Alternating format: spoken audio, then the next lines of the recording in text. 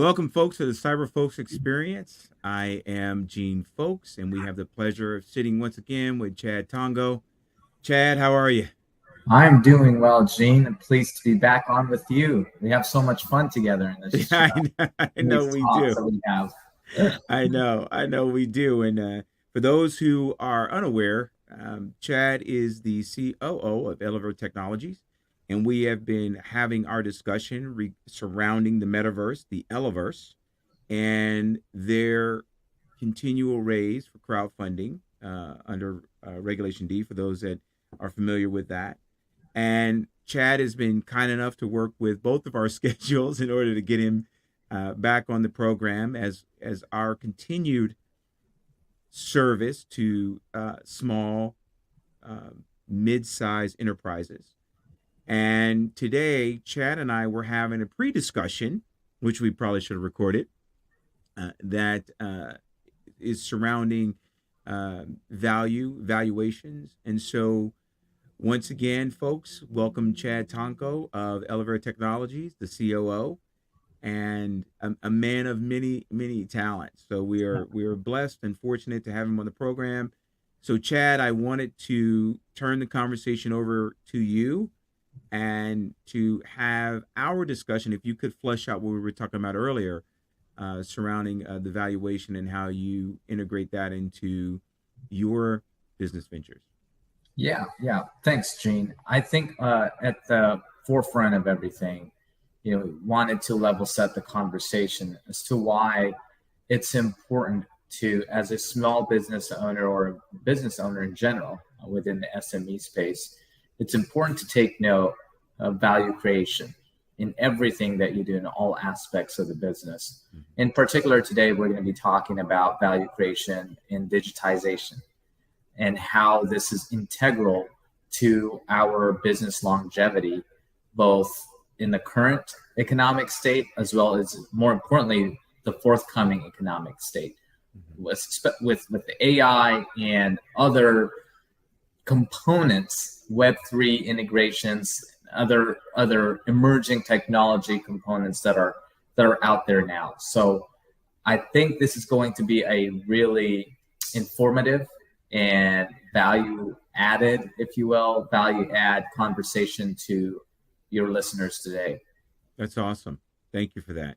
So, in essence of time, because I know your schedule is hectic. I know we had that conversation, mine too. Let's just dig right in.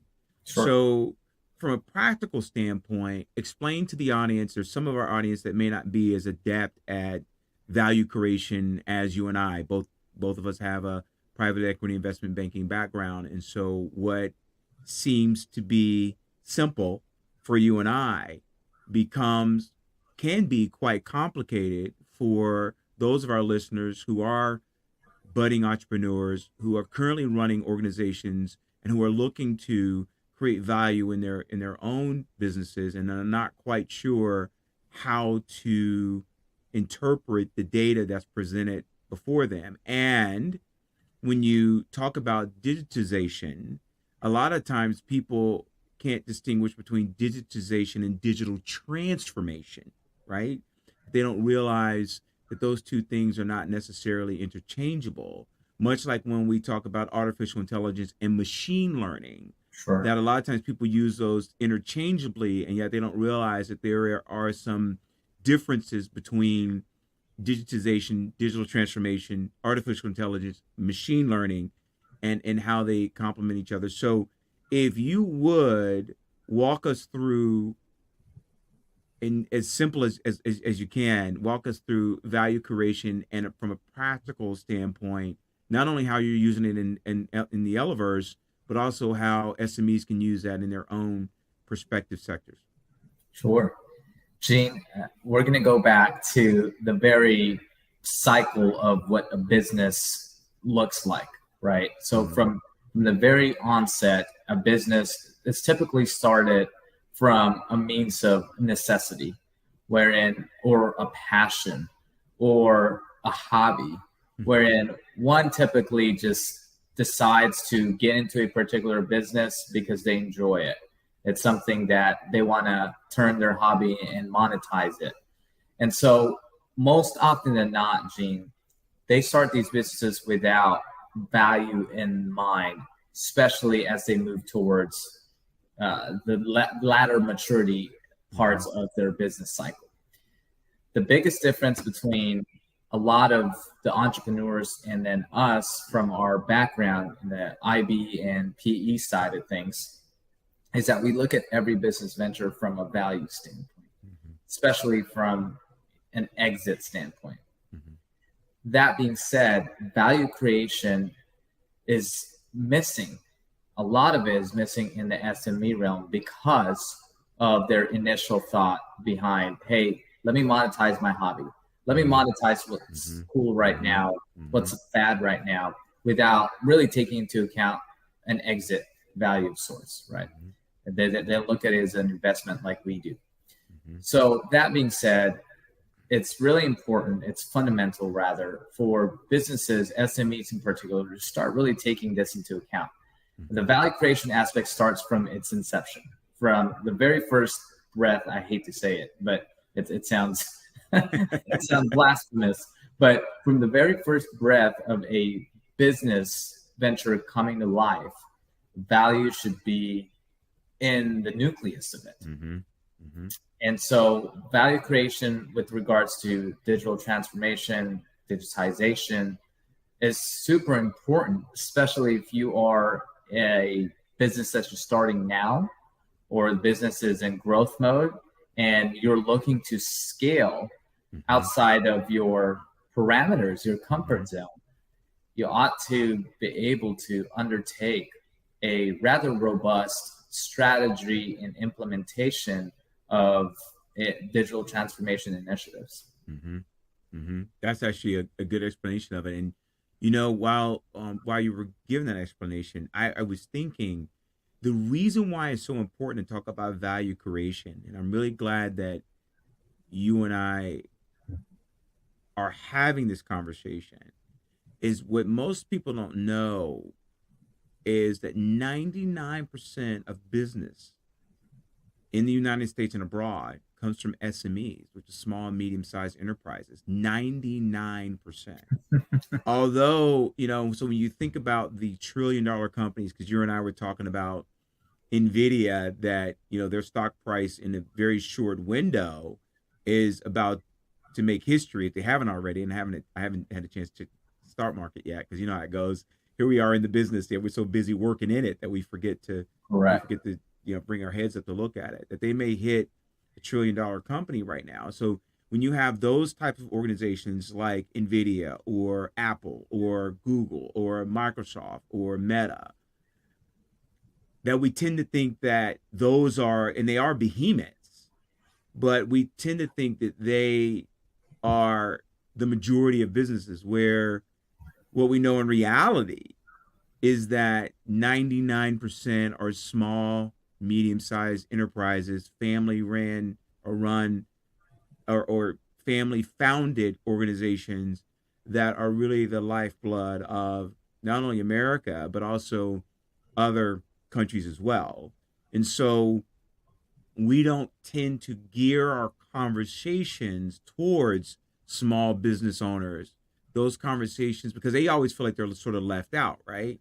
As opposed to those conversations being geared towards larger organizations. That's why your insight into, hey, listen, I want to have conversations to SMEs about value creation within their organizations and digitization, because they're probably thinking, if you run across them, correct me if I'm wrong, interject here if I'm wrong, that those owners will say, oh no, we're not big enough, right? Do you run into that? We're like, no, we're not big enough. We don't have enough revenue. We're not Meta. We're not Microsoft, right? 100%, Gene. 100%. And the problem with that mindset is this. Think of a scenario wherein you as a business owner, I get passionate about this topic because it's so integral for the lifeline of SMEs, the economies, of global communities in general, right? So think you are a part of a track team. You're getting ready to run a race, and you've got your cleats on. You're ready to rock and roll. You've been training. and your nutrition is up to par. I mean, you're in optimal shape. Right. And then you've got a runner next to you, your competitor next to you, and same thing, optimal shape, nutrition's great, been training, so on and so forth. Mm-hmm. Biggest difference is instead of cleats, they've got cleats with rocket boosters on. It sounds crazy and it sounds fictional. Who do you think will win that race? Right. And right. if majority of our businesses, 99%, is what you alluded to, which is staggering, right? People don't think of it that way. But our economy consists of SMEs, small, medium-sized enterprises. If you, as a small business or medium-sized business owner, want to compete and you're not willing to look into the digitization and the digital transformation side of things, imagine your competitor next door who's taking on this initiative wholeheartedly in transforming the entirety of their business model. You're going to get left behind. That's right. Reason being is, from a simple processes standpoint, let's take Chat GPT. They have streamlined so much of them. I mean, we talked about this on our last, I'm hitting my mic here, on our last chat, where literally they've eliminated the minutiae of things, coming up with job descriptions, so on and so forth. That usually would take a lot of time. It's cumbersome to be able to do. But now, they can come up in 3-4 minutes and it'll be there. So think of it that way. And I challenge every business owner in the SME realm who's listening to and tuning into this chat right now to think of it this way. Right now, it's convenient to still use pen and paper, perhaps for you and your team. And you may be, in your head, to your point, Gene, indeed, you may feel too small, but you're not too small to digitize. You're not too small to undergo digital transformation. Not at all. Because it will actually just streamline your operations. You'll make it more effective and efficient. And I promise you're not going to get left behind if you do that. That's right. That's right. And to add to your point, Chad, it's funny because I wrote a white paper that I never published, but I wrote with a professor and we were going to push it out, but to where I looked at digitization, digital transformation, and emerging technologies and how it can actually enhance an SME to where they can be competitive with larger organizations.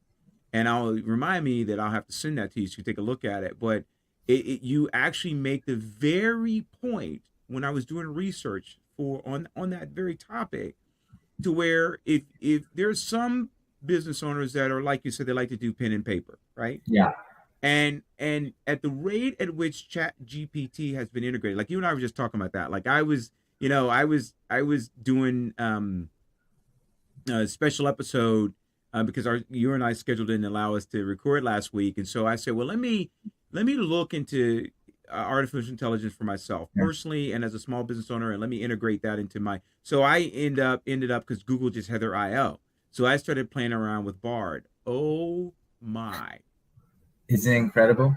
It is incredible. I think I was telling you as we were preparing for this episode, it's like, would you like for me to outline your podcast episode? And I'm like, no, I want it to be a little organic, right? And it does it in seconds. Yes. And when I add seconds, it will do an entire, and I'm like, no, I want to keep it real. So when I look at it, because I'm consulting and advising with small business owners, saying, I understand this from the framework by which I studied, because my master's is organizational leadership project management, which integrates a lot of the conversations that we're having right now, right? Yeah. From a change integration standpoint, and how do we integrate change in a way that it actually enhances what we do and doesn't replace? Because a lot of the conversations are, well, our fear is that artificial intelligence is going to replace certain functions. Well, when properly deployed, it actually will enhance those functions. And so, to make your point, which you nailed, if you are a small business and you don't understand how this gives your competition a strategic advantage, then you will get left behind. At the very best, the very worst, you will be put out of business. Yeah. And so that's where it becomes integral to say, how do we adopt this? How do we adopt this technology so that it can add value to what we're doing? Yeah. Right? Yeah, absolutely. And if you come to think of it this way too, right? So your means of living for 99% of businesses across the United States is really your business, Mm-hmm. right? Unless otherwise you're part of the solopreneur or the gig economy where you're doing it on the side. Mm-hmm. But for majority of people, this is their means of living. Mm-hmm. And imagine you're essentially just slowly giving your means of living away Mm-hmm. if you basically hinder yourself or Mm-hmm. you be rejectful Mm-hmm. of undertaking such initiatives Mm-hmm. around digital transformation.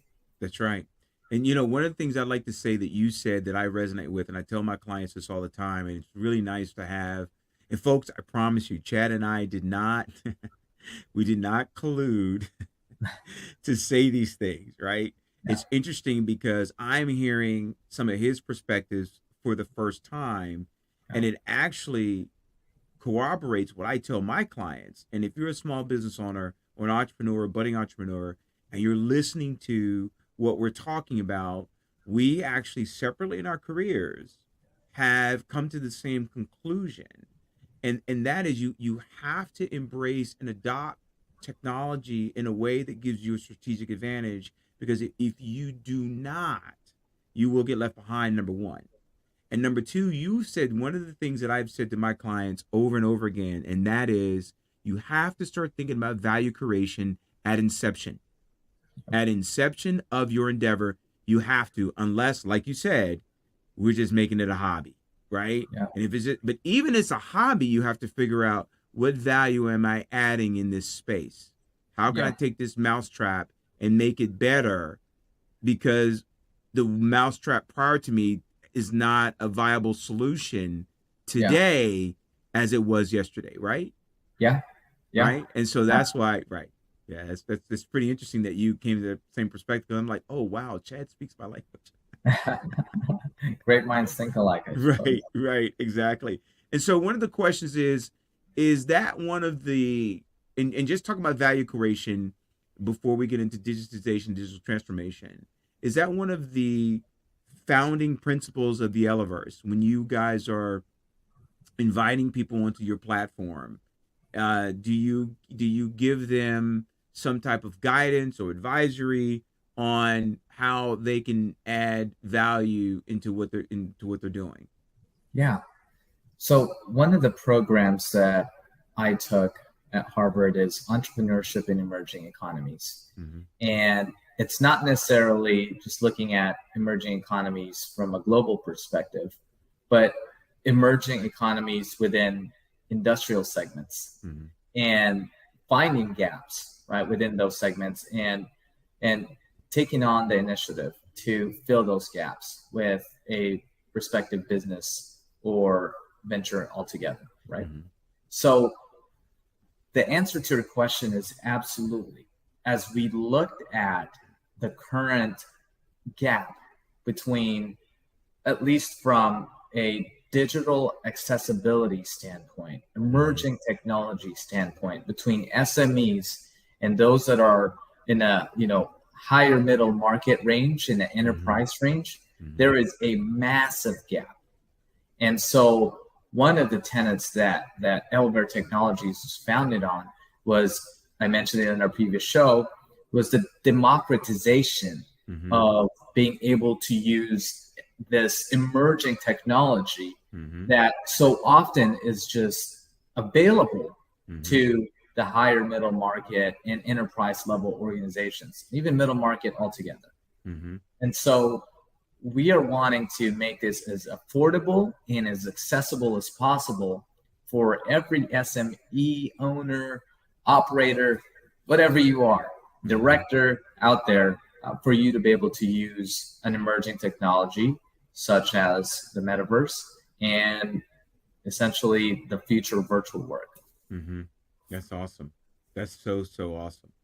So any other tidbits of information or thoughts on value creation that you believe that our audience can benefit from that you have at your on the top of your head?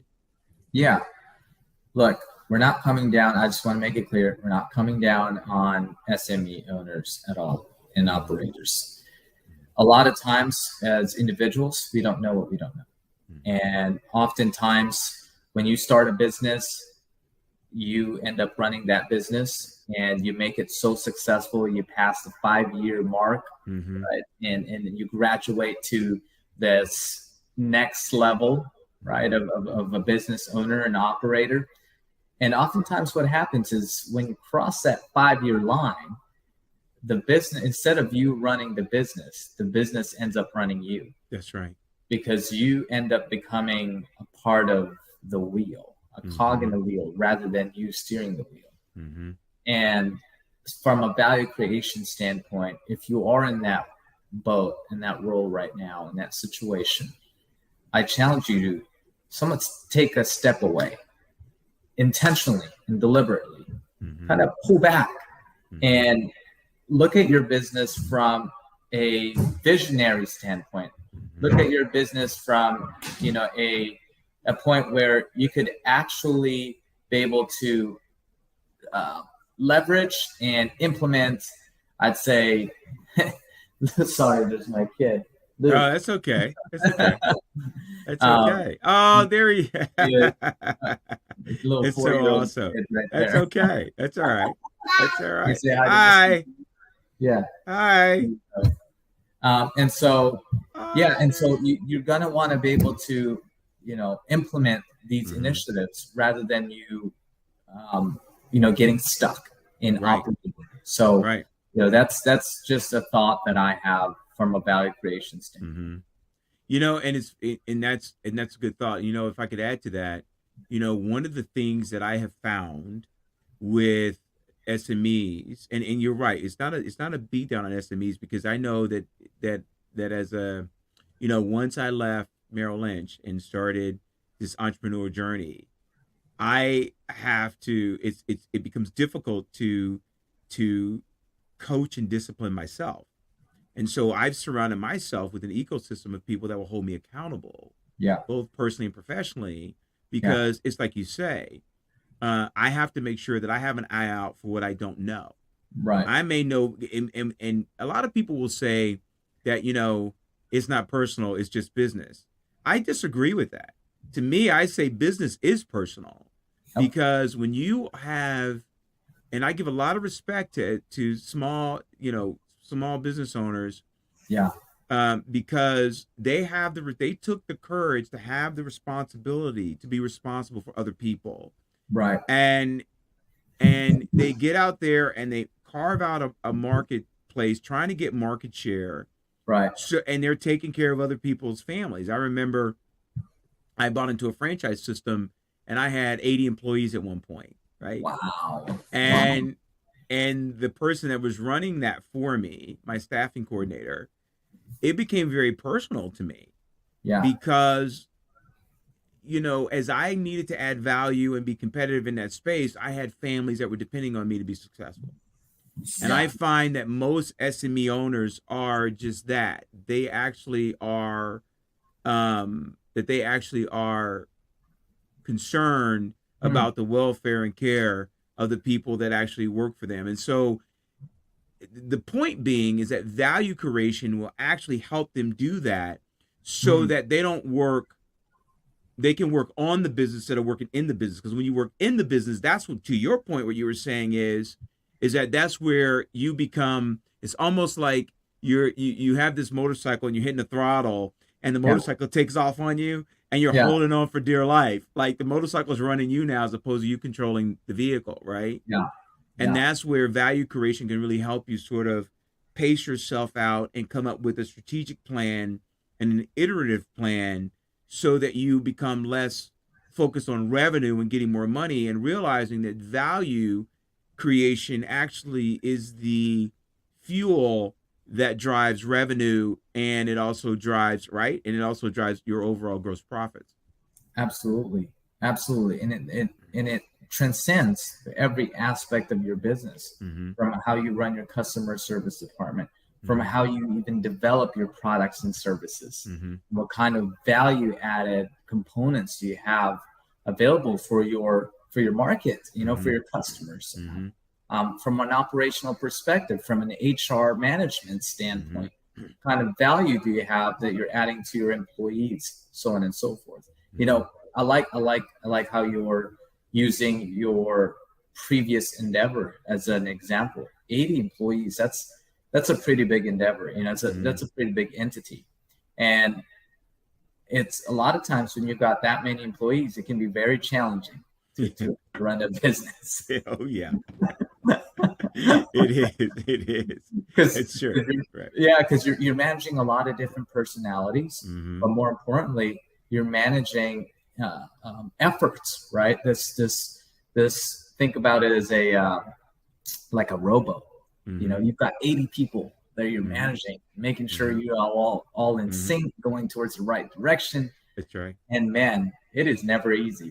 And No. so that's why it's so important to have value creation in mind, Mm-hmm. because you're able to then use different tools and different Mm-hmm. approaches and different Mm-hmm. strategies to be able to get different team members who may be going one direction Mm-hmm. and maybe slowing things down to get them back Mm-hmm. on board. Mm-hmm. And we could talk about this for days, but Oh this is yeah. something Oh that yeah.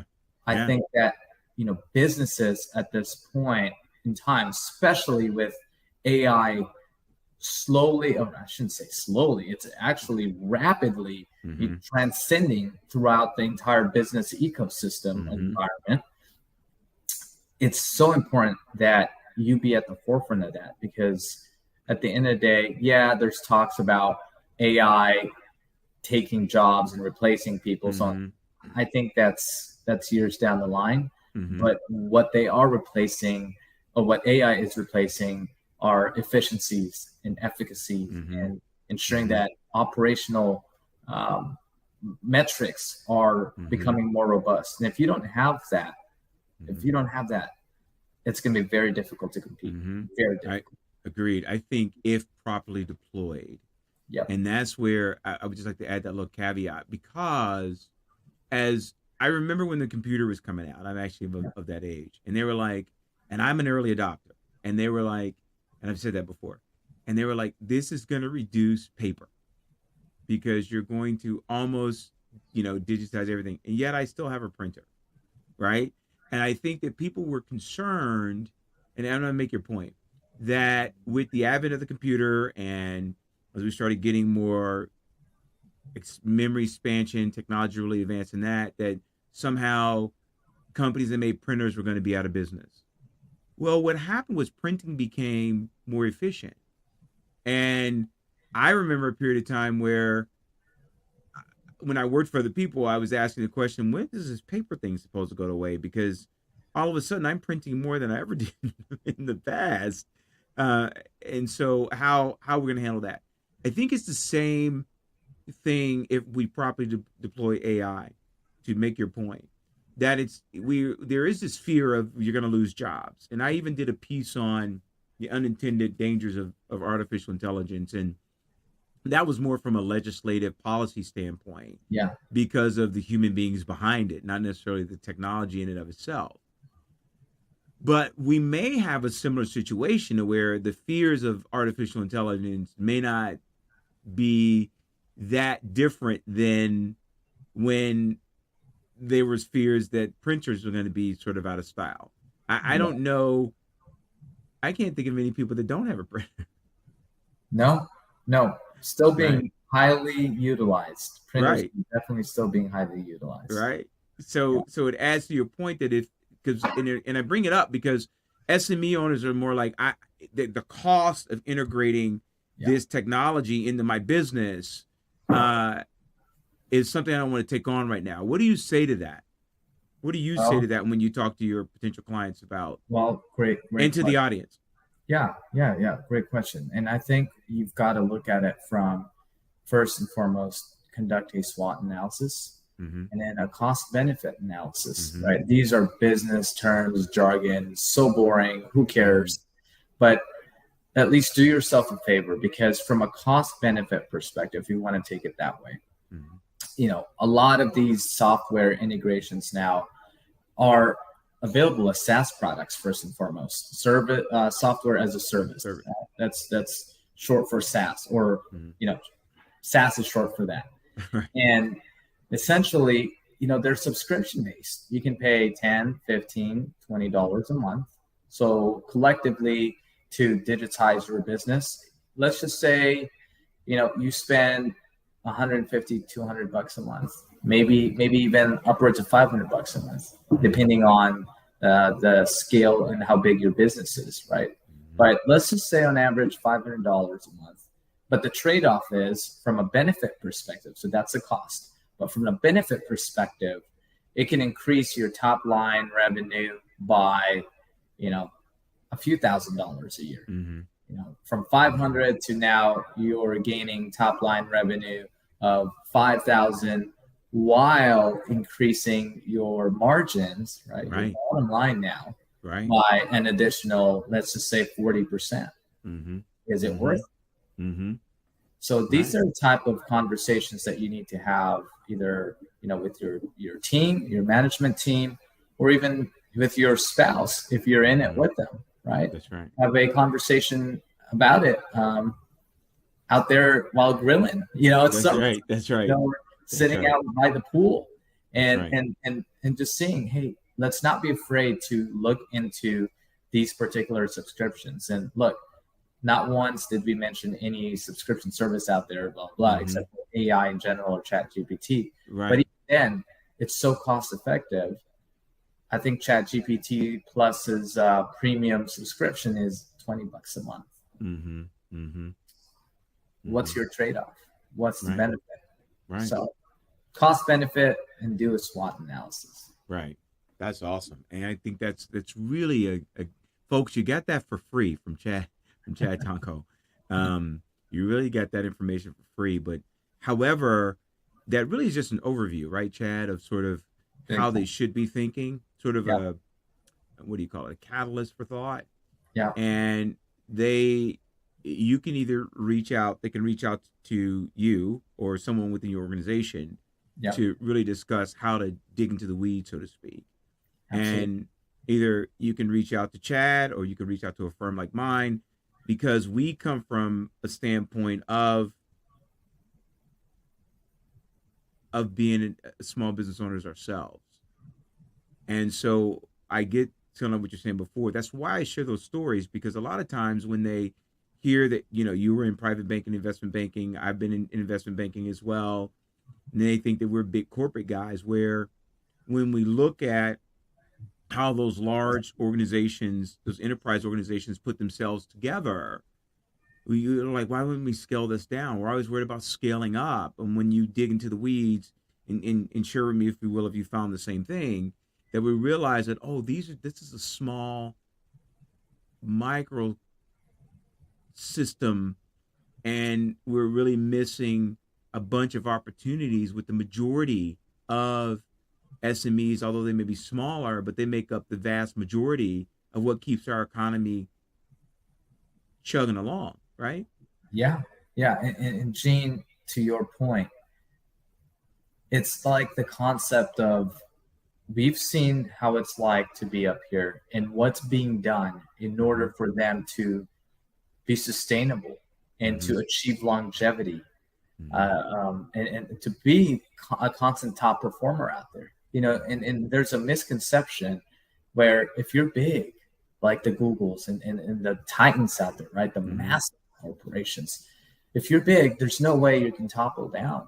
Actually, the competition in that level is so fierce, it is so strong, that if you lag behind, the reason why they're spending millions and millions, right, sometimes hundreds of millions of dollars a year on digital transformation and all these emerging initiatives, because they want to get in front of their competition, because it's that fierce.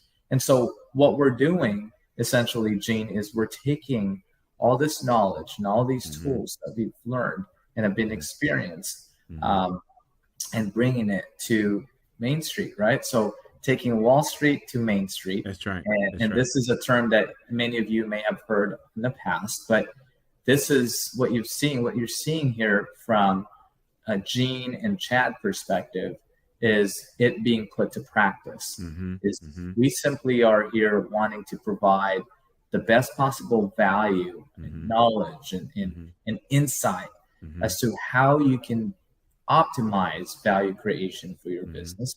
How can you achieve sustainability in Mm-hmm. longevity from a digital transformation perspective? Mm-hmm. And it's not impossible. That's the good news, and it's Mm-hmm. not that expensive. That's And right. a shameless plug here from an elevator technology standpoint.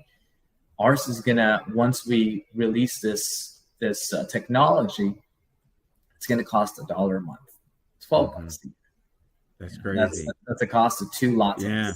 that's right. And Exactly. That's crazy. yeah, and so again, I just ask, and you and I both, Gene, you share the same insight as me.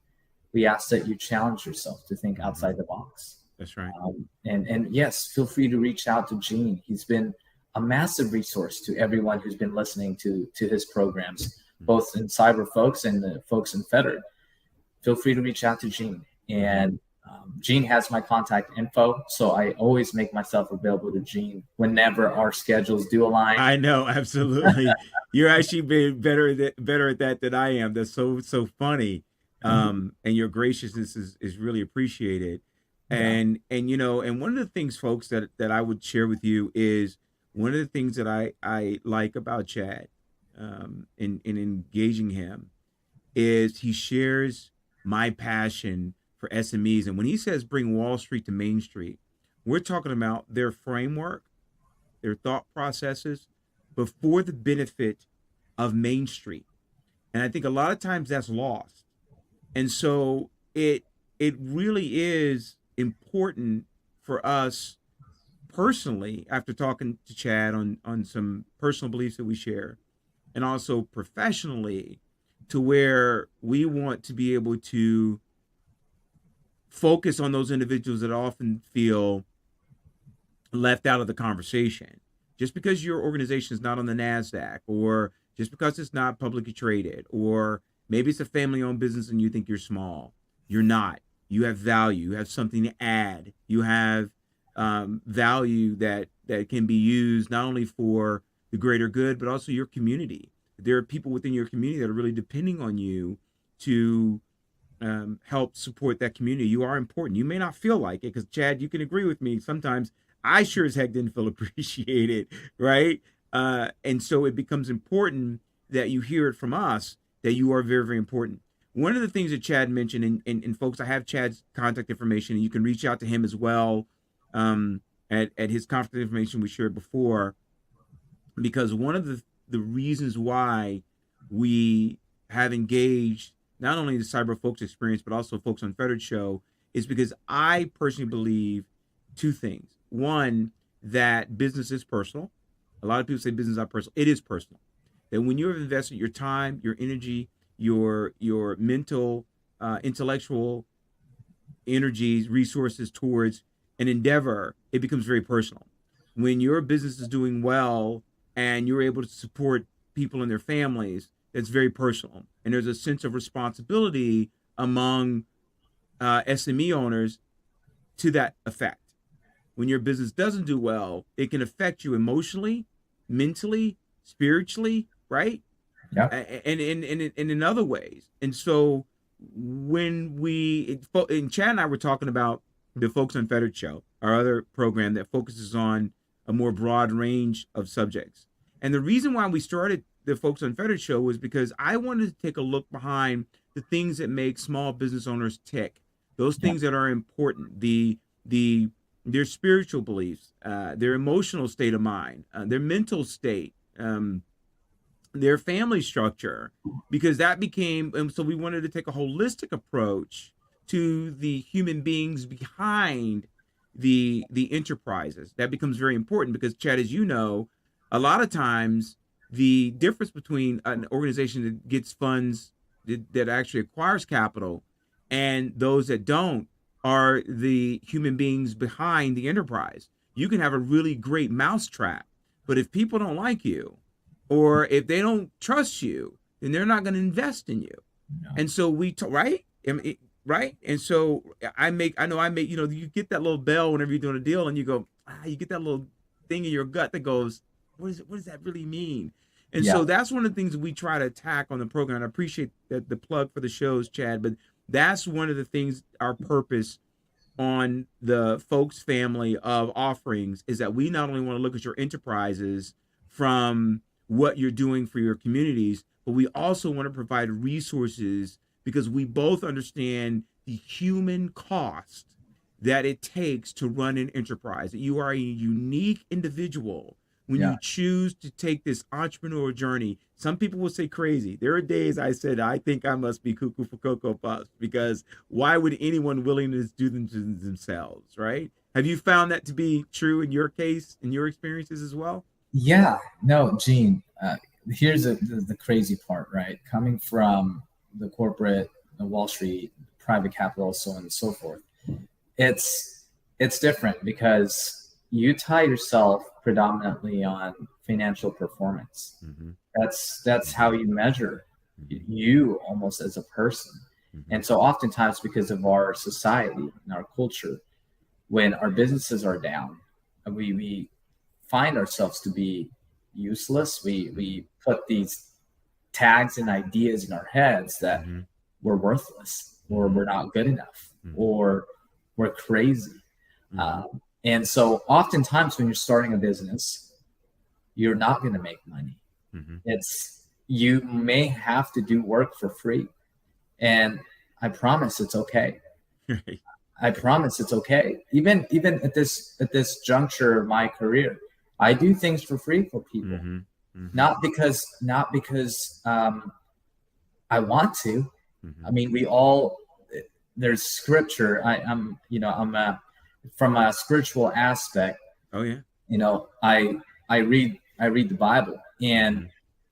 there's scripture that says, "A worker is worthy of his wages," right? Mm-hmm. And so I truly believe that with work comes monetary Mm-hmm. reward. But if you're starting out, it's okay to do Mm-hmm. something for free, and it sucks. It may be terrible, That's right. but what you're learning from doing something for free is priceless. Mm-hmm. You're learning, you're ironing your skill. Mm-hmm. You're probably adding on to your knowledge base, and you're probably adding on to your understanding base. Mm-hmm. And Gene, what is wisdom? Mm-hmm. It's the marrying of knowledge and understanding, That's where right. wisdom is birth.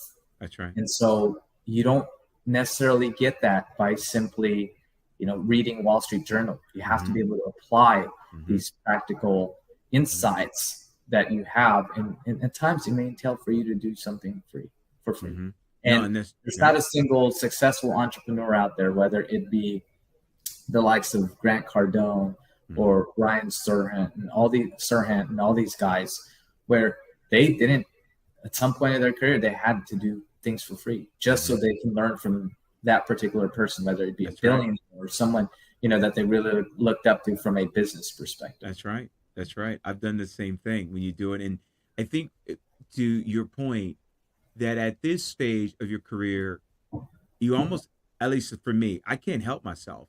In fact, I have to have my team say, Gene, stop giving stuff away for free.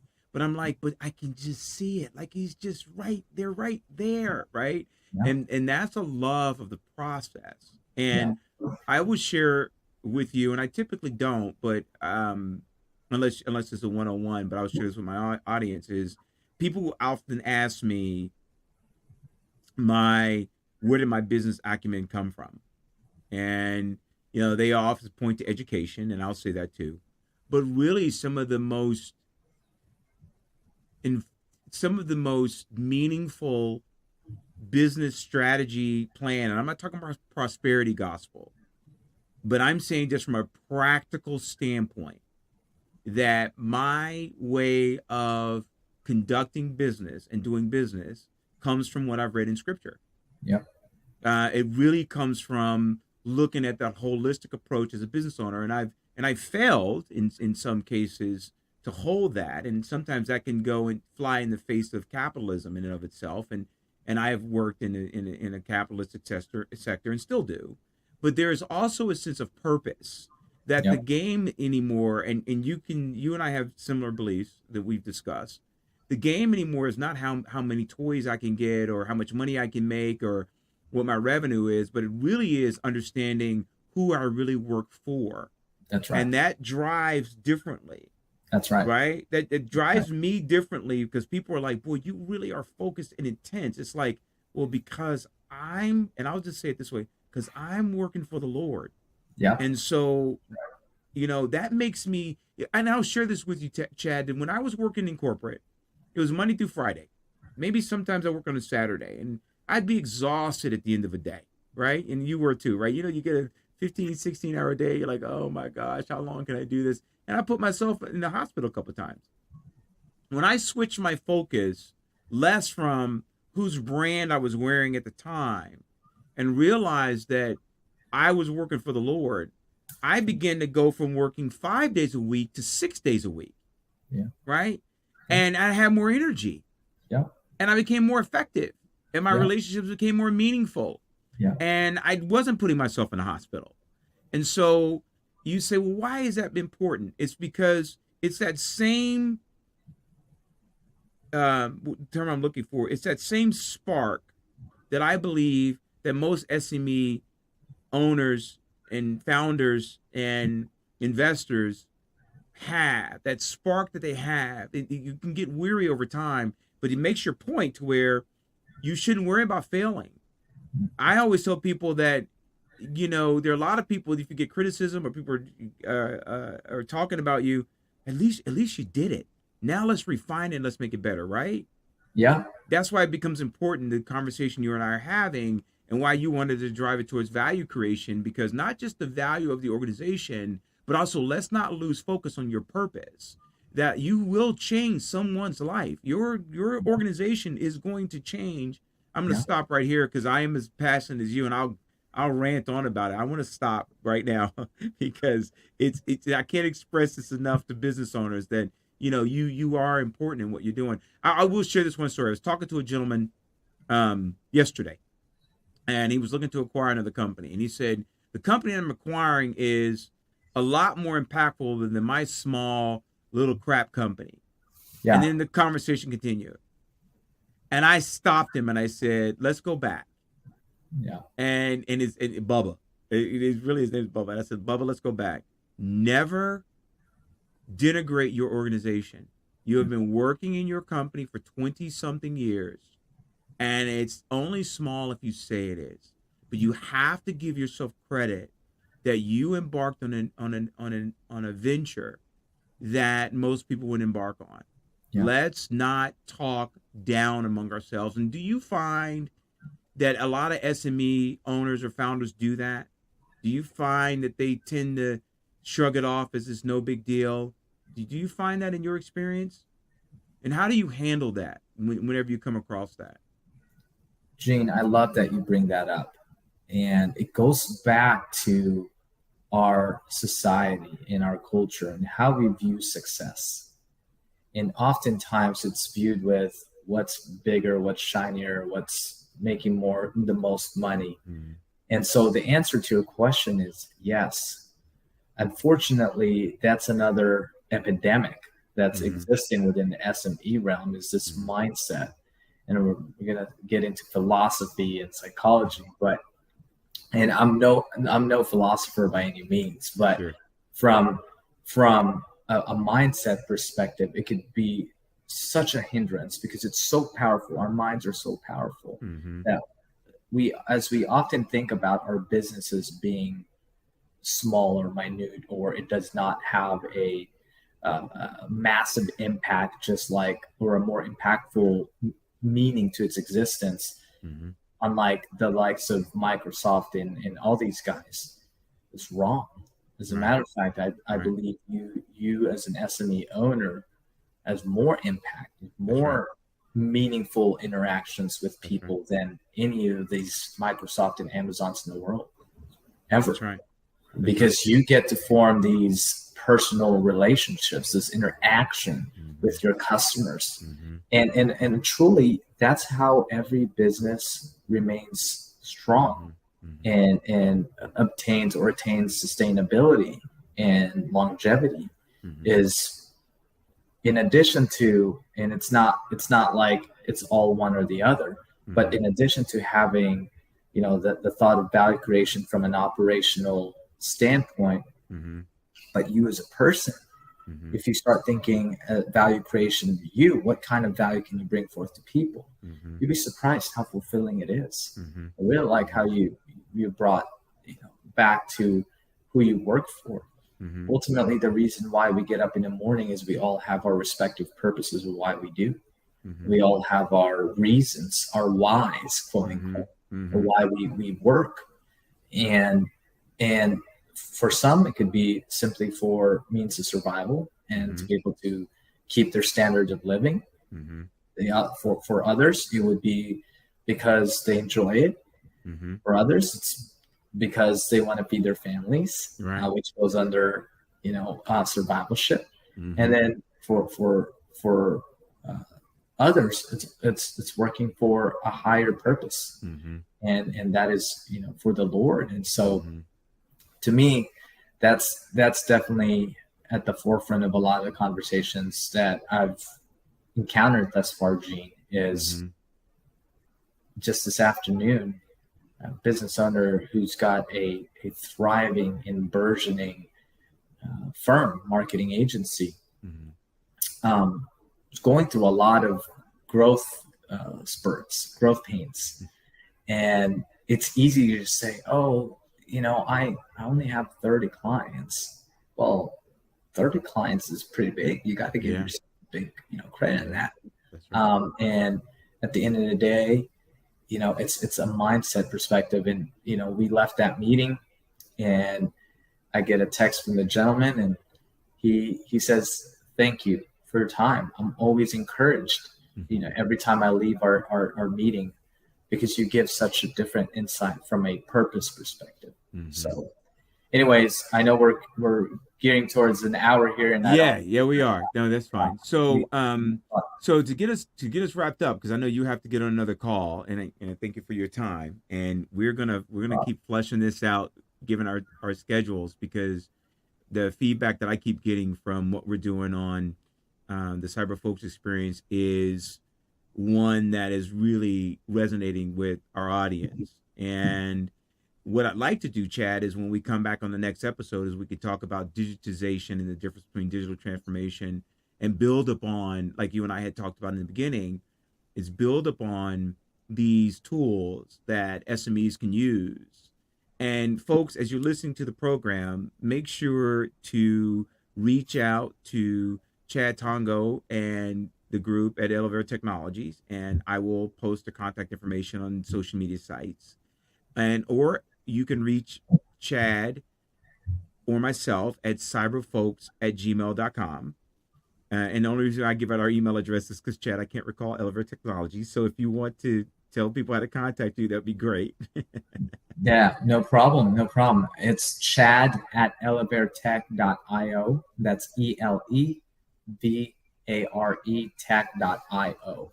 So feel free to reach out with any questions you may have. Otherwise, Gene could funnel them over, or we can have a response together and to be able to answer any questions you may have. And to kind of sum us up here, folks, one of the things that Chad and I have in offline discussions about is putting together a town hall for SMEs to have discussions about not only some of the challenges that you're facing in your organization, but then also for those who want to consider adding value to what they're doing, how they can actually benefit and take the opportunities that are presented by organizations like Elevator Technologies and the Eleverse and artificial intelligence and digitization, digital transformation. How do you integrate consulting and advisory services to that point so you can remain strategically viable and get a competitive advantage? And so we're really putting that webinar together. It's one of the ideas. I can't take credit for it by myself. Chad actually drives that conversation. We'd love to. I'm going to start marketing and putting out connections to where we can have a panel of leaders in this space to help those of you that sign up for our upcoming webinar. Chad and I are still working on a date and a time to put that together for you. Chad, I really would like for you to have the last word and share with our listeners a piece of your advice, what you think that they will most benefit from, and one more time how they can reach out and contact you and your team at Elevator Technologies. Sure. In terms of contacting me, it's chat@elevatortech.io. Feel free to reach out anytime for any questions you may have. I've been more than happy to respond and clarify some things. As for the last note, Gene, I'm going to refer to Steve Jobs this time. He once said that half the battle for a successful venture is literally showing up. And not necessarily just showing up, but persistently showing. And so whatever you're doing, remain persistent, persevere through the ups and the downs, the good, the bad, and the uglies, and just the ugly, not uglies, the ugly. And fun fact, English is my third language. Wow. So pardon me if there are any grammatical jargon there that comes in sometimes, but at the end of the day, be persistent, don't give up. That's half the battle, and the rest will fall into place. So thank you for that. Thank you for that tidbit. And folks, thank you once again for listening to the Cyber Folks Experience. Join us on our upcoming episode that Chad and I will continue. Chad, as always, it has been a pleasure. I think you'll be forgiven because you just said you speak 3 languages. So I think you'll be forgiven. Thank you so much for your time. And we will come back to you next week where we'll continue our conversation. And folks, you can check us out on our YouTube channel here at the Cyber Folks Experience and all of our social media sites, as well as Elevator Technologies. And make sure to link, subscribe, hit the bell notification, not only for the Cyber Folks Experience, but reach out to Chad Tongco on LinkedIn. He posts a lot of really interesting content there that we believe you can benefit from. And as we're building our webinar, we hope to see you next time. And as always at the Cyber Folks Experience, we want to be a clear signal in a world that's often distorted. Thanks, Chad, for your time. And thank you, everyone, for listening to the Cyber Folks Experience. And we'll catch you next time. Bye-bye. Thanks, Gene. Take care. You too. Bye-bye.